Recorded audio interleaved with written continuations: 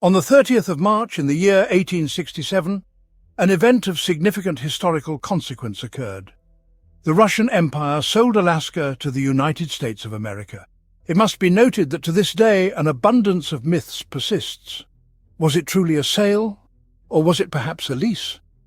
Why would such a vast, resource-rich expanse of land be sold at all? Could it have been an act of treachery? Was Alaska paid for in money? Today, we shall meticulously dissect these myths. Furthermore, we will discuss the reasoning behind the sale of Alaska. However, let us commence with an examination of what Alaska is, how it became a part of the Russian Empire, and its significance to the empire. In the Aleut language, the name Alaska means great land. Indeed, it is a vast, enormous territory. Kodiak Island, for instance, is the second largest island in the United States of America now, after the Hawaiian Islands. These islands stretch nearly 1,700 kilometers. Alaska is bordered by the Arctic Ocean and the Pacific Ocean. The continental part of Alaska is a peninsula approximately 700 kilometers long. Alaska is predominantly a mountainous land, abundant in volcanoes, more so than the entirety of the United States of America, for example. What made Alaska invaluable? Well, first and foremost, it was inhabited by indigenous peoples, namely the Aleuts, Eskimos, and Indians, who engaged in traditional forms of hunting and fishing, fur trade, hunting of various marine species such as seals, sea lions, fur seals, and sea otters. We shall delve into sea otters separately, as they are particularly unique creatures. Correspondingly, the fishing industry, notably salmon and various other fish species from cod to herring, thrived in Alaska's bodies of water and coastal areas. An intriguing fact is that glaciers cover 41,440 square kilometers, an area comparable to the entirety of the Netherlands. Thus, Alaska represents an immense stretch of land. It is conjectured that the first Europeans to glimpse the shores of Alaska were participants in the expedition led by Semyon Dezhnev in the year 1648. According to legend, they sailed through the Bering Strait from the frigid sea into warmer waters, yet they did not land on Alaska. They merely sighted its shores. Consequently, for some time, the Russian Empire did not recall Alaska. During the reign of Peter the Great, as soon as circumstances permitted, Peter issued the order to explore the Pacific frontier, subsequently dispatching the Bering expedition to investigate these territories. Bering traversed the same strait that Dezhnev had crossed, but due to poor visibility, he failed to discern the contours of the North American continent. Alaska was discovered later. In the year 1732, an expedition was sent, aboard the vessel named St. Gabriel, commanded by Mikhail Gvozdev, traversing the Bering Strait, thus marking the first landing by Russians on Alaskan soil. Consequently, the territory was discovered, registered, and became land belonging to the Russian crown. The expedition returned to Russia, and Fedorov soon passed away, rendering Alaska once again neglected. And thus the year 1741 arrives once more, and the expedition of Vitus Bering sets foot again on the shores of the Aleutian chain. Here's what he witnesses there. Firstly, the population, composed of the Aleuts, Eskimos, and Indians. This population is poorly armed and initially quite peaceful, and so the Russians begin to develop Alaska. Naturally, the first to rush there are merchants and people of adventurous temperament, as is always the case with the discovery of new lands, because here there is fish, here there are furs, and hence one can establish fur trading and transport these furs for sale within the mainland part of the Russian Empire. The next significant stage and point of development for Alaska becomes the creation of the Russian-American Company. You know that such companies included the East India Company and the West India Company among the Europeans. Such a Russian-American company was established in Russia to exploit the territory of Alaska, to extract everything that could be extracted there and sell it for profit within the Russian Empire. The company was chartered, and part of its shares, again allegedly, was gifted to the sovereign emperor Peter the Great, and the business took off, with the company developing incredibly rapidly. Russian merchants and traders begin the exploration of the American continent. The local Aborigines engage in hunting, and naturally these furs are bought from them and sold further to the continent. The Russian-American company is a monopoly. It earns huge sums of money, and again, we found no digital confirmation of this information, but many sources state that it was the most profitable company of the Russian Empire. It had a monopoly on the trade of furs from Alaska with other parts of the empire. Gold and oil would later be found in Alaska, but oil does not yet have any widespread use in the world, as you understand, and is used as a medicine, while gold would be discovered much later, with the gold rush beginning there subsequently. But for now, the Russians begin developing the American continent. They descend to San Francisco, and thus Fort Ross is organized. A point initially set up as Fort Rumyantsev and then Fort Ross, and in fact it is in the early 19th century that this territory of Russian America appears. Russian merchants begin trading with San Francisco, first supplying furs, then whale baleen, whale oil and ice. An enormous amount of ice, which is a big business as well, because ice is used in pantries, in restaurants, everywhere where food needs to be stored in summer, ice is used. And so, in Alaska, this ice is cut in cubes and transported. In turn, everything necessary for the local colonists, from powder and bullets to products non-existent in Alaska, is purchased back from California. In general, this entire system of Russian colonists develops very, very significantly. In the year 1808, the Rumyantsev fort was established, and by 1853, 40 years later in Novo-Arkhangelsk, a steamship was launched entirely of local construction, without any parts imported from Russia, fully assembled there in Alaska. The Orthodox Church began to significantly establish its presence in this diocese. Overall, the endeavor was flourishing. Simultaneously in the Far East, Russia annexes vast territories, specifically Amur and Primorie. The state's primary attention is directed there. The Russian Empire wishes to develop these regions, perceiving them as closer since Alaska is located on another continent. These territories exist within unified borders. St. Petersburg, the capital of the Russian Empire, begins to pay increased attention to these lands.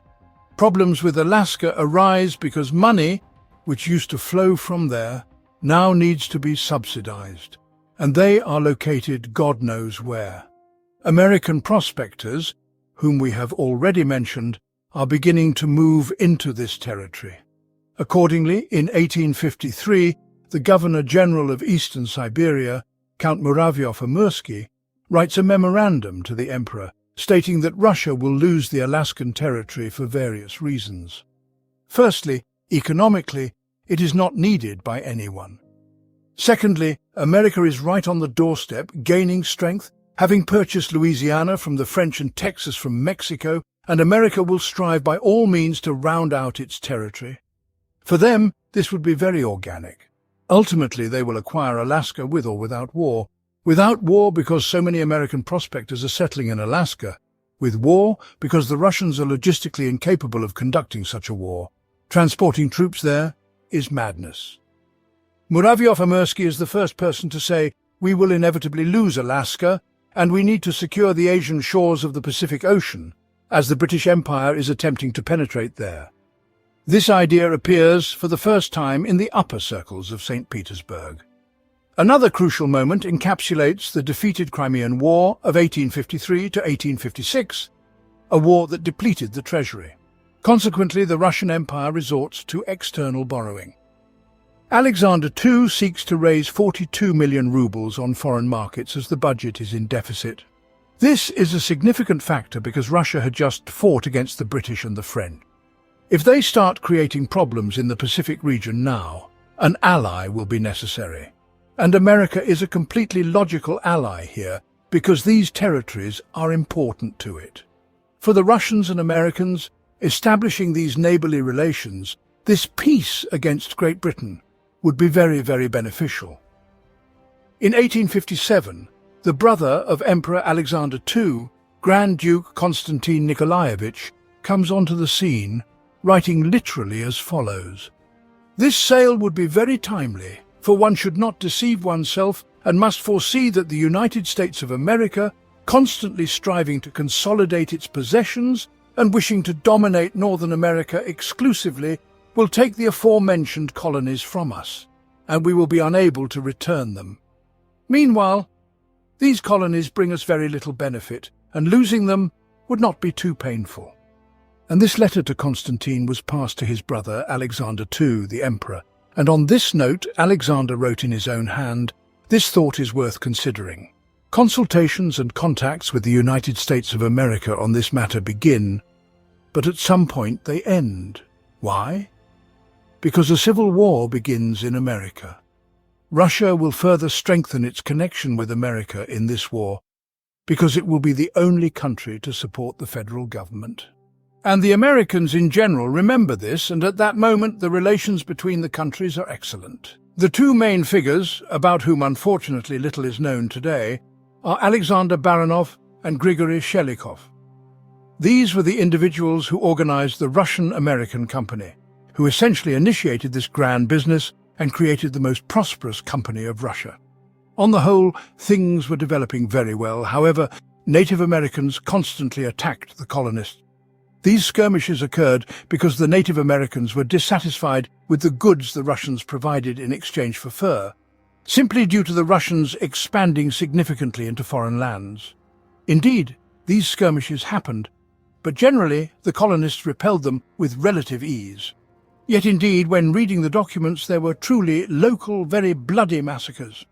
With the discovery of gold on Alaskan territory, many American colonists began arriving on this land, because America, after all, was no farther away than Russia. And these colonists arrived, these prospectors, they began to mine gold. And so this exchange between Russians and Americans occurred, and they coexisted quite normally. Moreover, if we refer to the American War of Independence, which country supported the Americans? The Russian Empire supported them, and ultimately this became a point for selling and assembling these relationships. Because the Russians considered the Americans, and they considered the Russians as quite logical allies in the struggle against a common enemy, Great Britain, and Russia fully supported them in this. Everything seemed to be going well, and you might ask, where did it all go wrong? It went wrong in the mid-19th century, and now it's time to explain what kind of creature the sea otter is. The sea otter is a marine beaver, predatory with a fine fur coat, which due to the otter's sebaceous glands is impregnated with fat, making it water repellent. The otter was hunted in a barbaric manner, and in the mid-19th century its hunting was declining. This creature virtually disappeared. Moreover, if we look at Wikipedia today, we will see that the sea otter is a red list animal whose population is still recovering. And the valiant Russian prospectors, together with Native Americans and Eskimos, certainly hunted the sea otters in a massively significant number, leading to its near disappearance. The Russian-American Company, instead of being a super profitable organization, turned into a bankrupt entity. Its debts to the government at the time of the sale amounted to 722,000 rubles in gold. Meanwhile, Alaska itself was sold for 11 million. Additionally, the monopoly has been disrupted as other merchants, aside from the Russian-American Company, are beginning to purchase furs from the local population at more favorable prices. In general, the company's business is falling into disorder. This is fact number one. The second fact involves trade being managed by merchants. After the administration appears, now mostly comprised of naval officers, many of whom are not versed in commerce, the situation worsens. According to those involved in trade, the onset of bureaucracy has led to breaks in logistic chains and the onset of improper pricing policies. Subsequently, merchants are gradually removed from the management of the company, meaning they no longer constitute its top management. Plus, there is the common enemy Great Britain, which we have already mentioned. Moreover, two more factors intervene in this story. Food shortages begin. Very poor food situation in Alaska. Although it would seem catch the fish, the salmon, and eat it. But of course you won't be eating only salmon, so food needs to be delivered. Here in America, there is a civil war, logistical chains are disrupted, and it's inconvenient to transport everything from Russia. Here are the problems with food supplies and the Native Americans. The Native Americans begin to unite. Several tribes unite into armies, real wars with the Russians begin, and Russia in general does not always win them, and if it does, It is at great cost because, of course, the Russians have firearms, but they are also appearing among the Native Americans, yet there are many more of them, and these battles become very, very bloody, and negotiations with the Americans continue. And so, on December 16, 1866, the final meeting on Alaska takes place, and a decision is made there. The sovereign emperor participates, Grand Duke Konstantin Nikolaevich, Alexander Gorchakov, the Minister of Foreign Affairs, participates, the Naval Minister Nikolai Krab and the Finance Minister Mikhail Reutern participate, and of course Eduard de Stoeckel, as the envoy of Washington, also takes part. It must be said that Baron von Stoeckel plays a rather important role because he immediately says at this meeting, "I have sounded out the terrain, but the Americans are not particularly eager to buy this land because, in general, there are enough problems in the United States themselves. They look more towards the development of California, their southern territories. Alaska is generally uninteresting to them, and there are many voices against it. Accordingly, what we, the Emperor, must do. First of all, we need to conduct a promotional campaign and tell the Americans that it is, in fact, nothing but El Dorado and a paradise on earth. Secondly, following our good old ancient Russian tradition, we need to hand out bribes, and bribes will be distributed to the tune of $120,000 to senators who will support this decision. And thus, Stoeckel sets off on this mission to Washington. Here, surely, many of you will ask the question, but America is not yet the same America as we know it now. Where does the war, territorial rounding, come from? Because the Monroe Doctrine already existed. This is the doctrine by which the United States of America unequivocally declares the Western Hemisphere a free territory from colonization by European powers.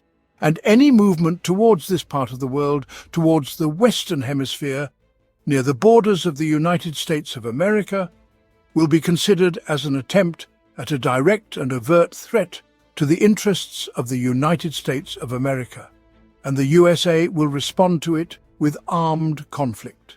And the Monroe Doctrine, which is still cited by any political analysts. Everyone knows that this is one of the fundamental documents that underpins the foreign policy doctrine of the USA. Therefore, of course, the Americans would certainly want to acquire this territory later on. And here, both the Grand Duke and Muravyov-Amursky all looked forward and made, in general, quite the right conclusion from what could result. Baron Stoeckel travels to Washington with an order from the Emperor to sell it for $5 million. What is $5 million? 12 southern states, along with Louisiana, were purchased by the Americans from the French for $15 million. California was purchased from Mexico, just California, also for $15 million. That is, $5 million is quite reasonable money. Not all Americans, of course, want this acquisition. Here are quotes from the New York Herald, which begin to analyze this deal and write that we are threatened with the acquisition of 50,000 Eskimos who have nothing for breakfast but half a bucket of seal fat. Well, it is clear that they represented this deal in disparaging colors, yet Stoeckel is quite successful in his mission.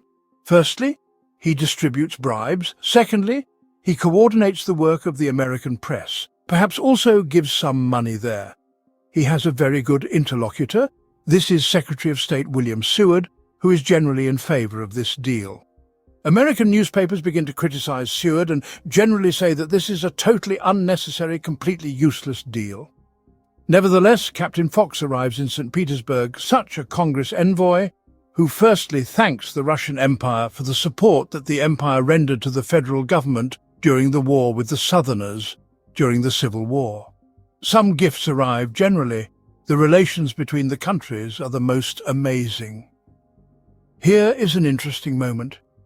Yet to whom else did the Russians offer this deal? And here we found such information. The Russian Empire made a proposal to purchase this territory from the Grand Duchy of Luxembourg. Perhaps these negotiations were conducted to make it appear to the Americans that even Luxembourg wanted to buy Alaska. We believe this to be mythology. A price was set at $5 million and negotiations commenced. It must be said that Andrew Johnson, who was President of the United States of America at that time, was not just opposed, but was critically viewing this deal. as the press began to write that it was unnecessary. In Russia, the deal was conducted in an atmosphere of utmost secrecy. And so, in March, starting from March 5th, negotiations began. Credit must be given to Edward de Stokel, who set the price, understanding that he might be giving a discount not at 5, but at 7,200,000 rubles. From March 5th to March 31st, negotiations spanned several weeks, and in the end, the Americans agreed to the deal. The Treaty of Sale was signed on March 30th, 1867. What did the Americans acquire? The entire Alaska Peninsula, along the 141 Saint Degree Meridian, west of Greenwich, a coastal strip 10 miles wide south of Alaska, along the western coast of British Columbia, the Alexander Archipelago, the Aleutian Islands, the Near Islands, Rat Islands, Fox Islands, Andreanof Islands, Shumagin Islands, Trinity Islands, Umnak, Unimak, Kodiak, Chirikov, Afognak, and other smaller islands in the Bering Sea, St. Lawrence Island, St. Matthew Island, Nunivak, Pribilof Islands, St. George Island, and St. Paul Island. The total area of all sold territories was over 1.5 million square meters, an enormous vast territory. In monetary terms, $7.5 million was a significant amount. We've already mentioned that 12 states were sold for $15 million, yet here Alaska alone was sold for $7,200,000. If recalculated, of course, the price is humiliating, equating to 5 cents per hectare. Nonetheless, on April 19th, the management of the Russian-American company was notified that the territories were no longer Russian. On May 3rd of the same year, the treaty was ratified by the Senate of the United States of America, and on October 18th, 1867, at 3:30 p.m. local time, Alaska officially became U.S. territory. There is yet another beautiful legend that during the ceremony, when the Russian flag was lowered and the American flag was raised, the Russian flag could not descend as it got entangled in the rigging, and a sailor began to climb the flagpole to take down the flag, and he fell directly onto Russian bayonets because Russian soldiers stood with bayonets affixed. In principle, the Americans reported this fairly dryly. The ceremony in Novo-Arkhangelsk passed without much pomp. The parties signed the papers, shook hands in farewell, and bid adieu. The second legend states that the American flag could not be raised for a long duration, as it too got tangled in the ropes. Then a gust of wind either tore it off or ripped it apart. Such a beautiful tale of how Alaska did not want to leave Mother Russia, yet left nonetheless. 2 months prior, Russia had received the money, but we shall discuss the financial aspect separately. What remained with Russia? Russia retained ownership of all Orthodox temples and churches. The Americans left these alone and even left the right to provide on demand all archival extracts and documents. Children were born on Alaska's territory, marriages were contracted, these documents are needed by people, and so on. You might ask, why were there quite a few churches there? Many indigenous people, local natives, adopted Orthodoxy and became the flock of the Russian Orthodox Church. Immediately after the handover, American troops entered Sitka, as Novo-Arkhangelsk will now be called, and General Jefferson Davis ordered all Russians to leave their homes. There is also testimony that American soldiers looted the Cathedral of the Archangel Michael and some private homes and shops. The check was finally handed over to Baron Steckel for the new lands on the 1st of August in the year 1866, that is, a few months after the deal. Reaction? In America, initially many were for, many were against, some press was for, some was against. There was a significant debate on this issue among the political elites, while in Russia it was unequivocally perceived as a defeat. Well, look, a treaty was signed in March, and all negotiations were conducted under the highest secrecy, meaning that information did not leak anywhere, and frankly, it was published only in November. It is clear that the Russian government wanted to keep this information a secret, and for example, when it started to appear in the press in the summer, the publisher of the newspaper, Golos Krevsky, launched a fierce critique. Is it really that the efforts of Shelikov, Baranov, Klebnikov, and other selfless people for Russia are to be used by foreigners to gather the fruits of their labor for themselves? The public also behaved similarly in St. Petersburg and Moscow. Naturally, all such criticism was swept under the rug, the matter quickly forgot. But a stable rumor appeared among the elites that the Americans significantly enhanced their reputation. And indeed, it was so. The American reputation in that region grew, while the Russians lost their influence there. And then a thought arose. Apparently someone from the political technologists of that time launched a joke that it wasn't sold, do not worry, but leased for 99 years, and in 100 years it will return. You know, because by analogy with Hong Kong, right? How the British took Hong Kong. This myth would live on for a very long time.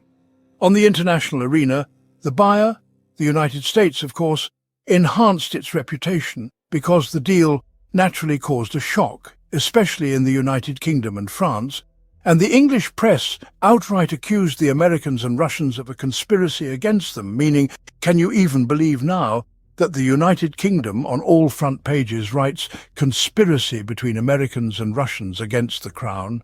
Those were the headlines.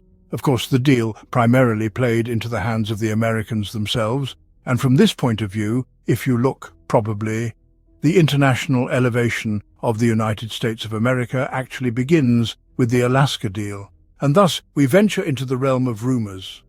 Rumor number one, Russia never actually saw the money. Why? Because Steckler allegedly distributed up to 200,000 in bribes, some of which he appropriated himself. Next, attention please, the money was sent to the United Kingdom, despite the dreadful relations between Russia and the United Kingdom at that time. There, the money, in dollars, was exchanged for gold. This gold was loaded onto a bark called the Orkney, which departed from an English harbour bound for St. Petersburg, and en route it exploded and sank. If you examine this legend, indeed there was reportedly just one survivor found, 50 sailors perished, 100 were wounded, and an American named William Thompson was discovered, who allegedly planted the explosives.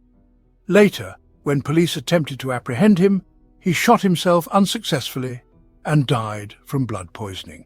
Thus, neither the gold nor the ship was recovered. It's mythology because in reality 120,000 rubles from Steckler were indeed distributed as bribes and to influence the American press, while the equivalent of 11,352,000 rubles, based on the exchange rate of $7 million, was spent on purchasing railway components.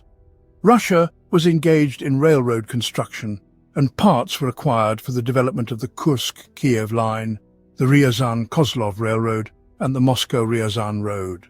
What were these 11,362,481 rubles in terms of the treasury? Russia's total expenditures at that time were 400 million, illustrating that 411 were incomparable figures, resulting in a budget deficit and prompting Russia to seek a loan of 45 million rubles. Thus, when comparing 45 and 11, you align numbers of an entirely different magnitude. What happened next with Alaska? As for Alaska, to the Americans' delight and the Russians' regret, the following occurred. In 1880, the largest ore deposit in Alaska, named Juneau, was discovered. At the beginning of the 20th century, the largest placer gold deposit was found, triggering a gold rush in Alaska, captivatingly described in Jack London's novels and stories. By the mid-1880s, nearly 1,000 tons of gold were being mined in Alaska. Today, Alaska ranks second after Nevada in the US for gold production and second for oil extraction, which is now of greater significance. Gas deposits have also been identified in Alaska. The Red Dog mine in northern Alaska accounts for 10% of the world's zinc production. According to studies, Alaska, which was sold for $7,200,000, had by the 1920s generated a profit of $200 million for the United States of America. Who then knew that oil would be discovered and would hold such importance? It did not play such a role in the 19th century. Only later would oil assume the role that we now all see. Gold was also not found in significant quantities on Alaska back then. Some placer deposits were discovered, but such mining sites had not yet been located. What about the population of Alaska? The descendants of Russian colonists still live in Alaska because, naturally, when Alaska was sold by ships, the population was transported to the continent within the Russian Empire. Historically, about 200 people remained. Whether they were forgotten or couldn't be boarded in time, in general, they stayed in Alaska and took American citizenship.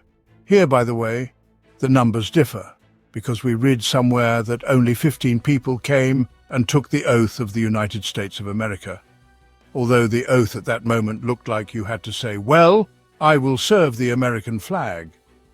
And 2 witnesses had to say he was a good guy. Then that's all. Here is your United States passport, please.